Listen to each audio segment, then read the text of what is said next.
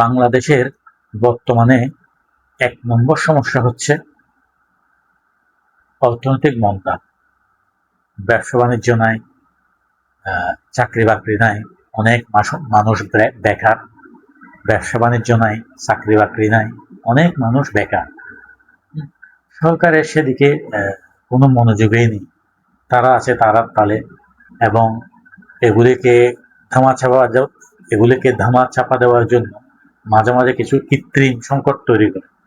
যেমন আজকে চট্টগ্রামে দেখলাম গ্রাফিতি নিয়ে ঝগড়া হচ্ছে, মারামারি হচ্ছে। হ্যাঁ, আজকে টক অফ দ্য টাউন হচ্ছে গ্রাফিতি, এটা নিয়ে মারামারি। তাহলে এটা এমন কি ইস্যু হলো, গ্রাফিতি ইস্যু, এটা নিয়ে মারামারি করতে হচ্ছে, মানুষের মনোযোগ ওদিকে নিয়ে যেতে হচ্ছে। হ্যাঁ, এটা তো মানুষ না খেয়ে থাকার চাইতে বেশি সমস্যা না? হ্যাঁ, মানুষের কোনো ব্যবসা বাণিজ্য নাই, দিন দিন বেকারত্ব বেড়ে যাচ্ছে। যেহেতু ব্যবসা নাই, ব্যবসায়ীরা অনেক কর্মীকে ছাঁটাই করে দিচ্ছে।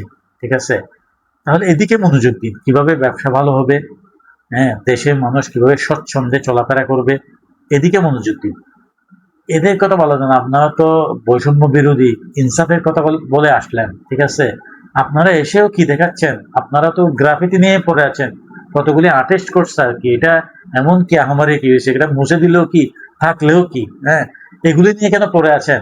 আপনারা মেইন এজেন্ডা নিয়ে কথা বলেন না। এখন যে মানুষের পকেটে কোনো টাকা নাই, এগুলি নিয়ে কথা বলবেন না। কথা কেমনে বলবেন? আপনাদের পকেটে তো টাকা চলে আসছে, আপনারা কোটি কোটি টাকা খরচ করে বিয়ে করতে পারতেছেন। হ্যাঁ, আপনারা কোটি কোটি টাকা খরচ করে যা ইচ্ছা তাই করতে পারতেছেন। হ্যাঁ, আপনাদের তো আর কোনো টেনশন নাই। সাধারণ মানুষ মরুক বাঁচুক, আপনাদের কি সমস্যা? আপনারা তো একসময় ছিলেন ওটা, আপনারা একসময় গরিব ছিলেন। হ্যাঁ, এখন যেহেতু 2টা পয়সার মুখ দেখে ফেলছেন, এখন অতীত সম্পূর্ণ ভুলে গেছেন।